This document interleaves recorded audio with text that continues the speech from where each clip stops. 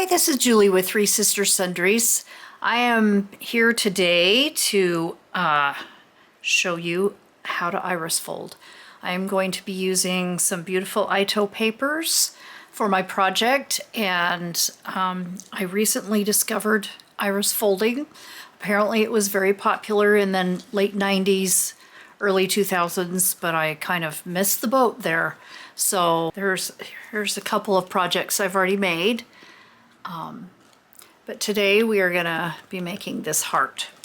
So first of all, I have printed a pattern that I found on the internet, and I have got 2 copies of that.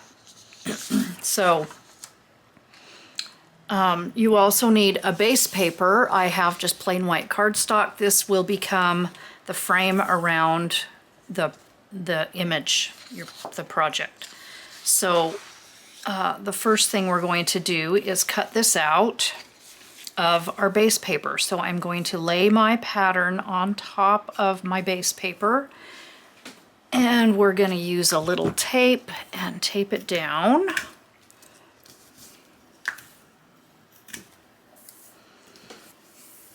And let's see, I think I'll do one on the back to hold this corner. And then to cut this out, I am going to use my gyro cut. This is a great tool to do fussy cutting and to do things like this. So you just hold it like a pencil. I will leave a link in the description box where to find one of these. And pardon the shadows, I have to turn my light on because it's kind of dark over in my corner here. So just lay the gyro cut down and just follow along the outline. And I'm probably not pressing hard enough to get through my cardstock, but we'll see in the end.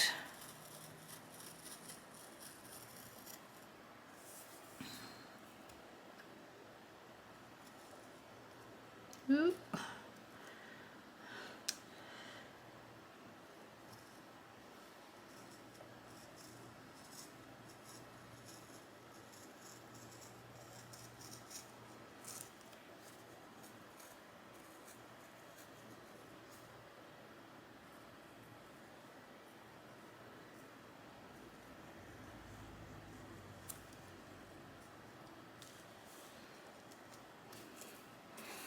Okay, I've got my heart all ready now.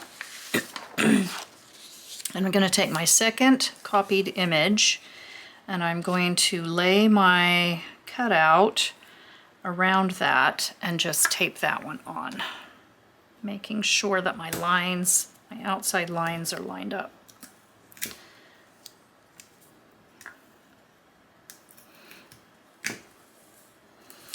Okay, and then to create this pattern, it is folded strips of paper. So I have cut out several strips of paper out of this beautiful striped pattern, and you just fold them in half. So I've got 1-inch strips out of 3 different colors. This pattern in particular, let me zoom in just a little bit so you can see the numbers. This pattern in particular is numbered with letters also. So we have 1A, 1B, 1C, all the way into 7 and 8. So each letter represents a different color. So I have got 3 different colors here. I've got a blue, a green, and a purple of this stripe. So you just fold them in half, and actually I'm gonna leave a few of them unfolded because some of the wider strips may need to be folded not completely in half. Okay, and a lot of people use tape to tape down their strips of paper, but I have found that that gets a little bit bulky. So I am going to just glue with liquid glue. So I'm gonna set those ones aside. So I'm gonna start with 1A right here. And let's see, I need to separate out my strips here a little bit. Make sure I get the right colors. They're very similar, so I need to make sure I get the right colors in the right place. Okay, we'll start out with the purple. I'm just going to put a little bit of glue around the edge of that and lay it folded side to the line. And I guess I need to, and then just hold that down for a second and then clip off the excess. Now you're going to the second color down to 1B. So I will lay down a little bit of glue on the edge and lay down my next strip right on that line with the folded edge. And then cut off my extra. Now we'll go to 1C. This is a very narrow one, so let's see, which one did I do? I did blue, so now it's time for green. Folded edge right to the line on the pattern. Clip off the extra. Okay, now we're going to go back to 2A, so I'm going to go back to my purple. I'm going to put a little bit on each edge and then a little bit right up there. And I'm making sure that that whole section gets covered. And then clip off the extra. Then I'll go to blue.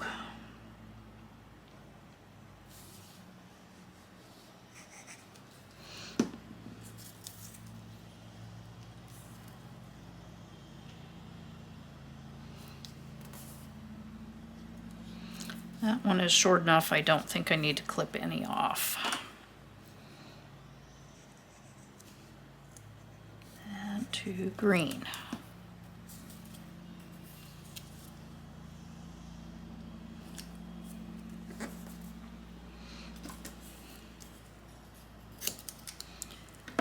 All right, and then I'll go back to 3A. Go back to A, then B, then C. So I'm just going to follow along and with my pattern, and also I'll speed this up and just let you watch.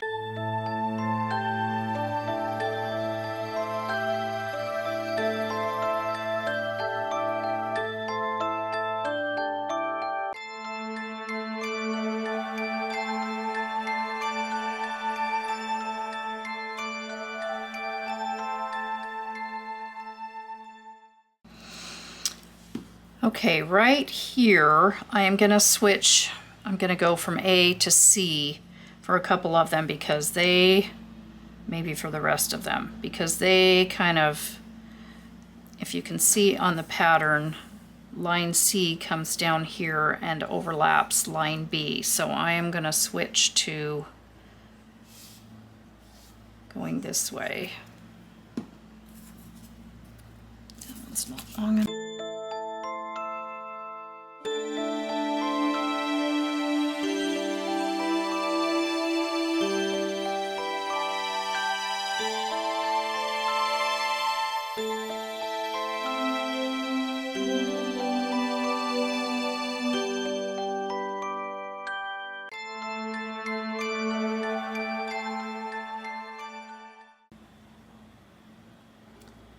Here I'm being very careful not to overlap the outside line of my design because that would show through to the other side.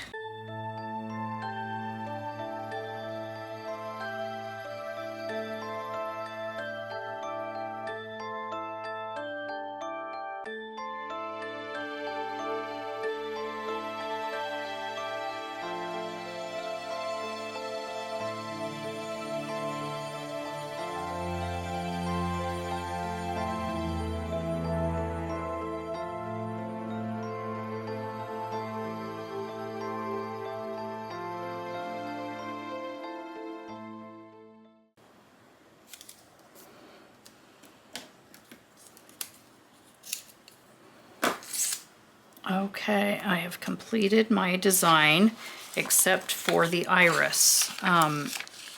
You will just have to decide what you want in the center. Oh, looks like I've got a little bit of glue on my shoot. Okay, but that is what it's going to look like. I think it looks pretty neat with those striped papers. So let me find something that I want to put in the middle. Could put, I might just put a plain paper. I found a little piece of floral paper and I just cut a little square off. So I'm just going to tape this, well, glue this to the back over my iris. Like so. And to finish off the back, I'm just going to use some cellophane tape to tape over these loose edges, just to hold them down good to my background.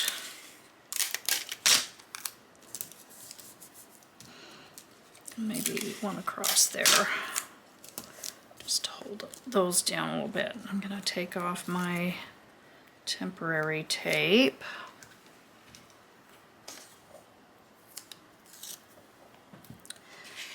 Now, to finish it off completely, I am going to trim the white cardstock down. And I am just going to line up the edge of my design with the ridge on my cutter, as just to allow that much border.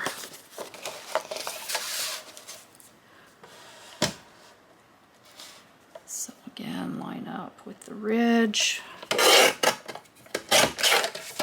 This cardstock is a little bit thicker than what I normally use.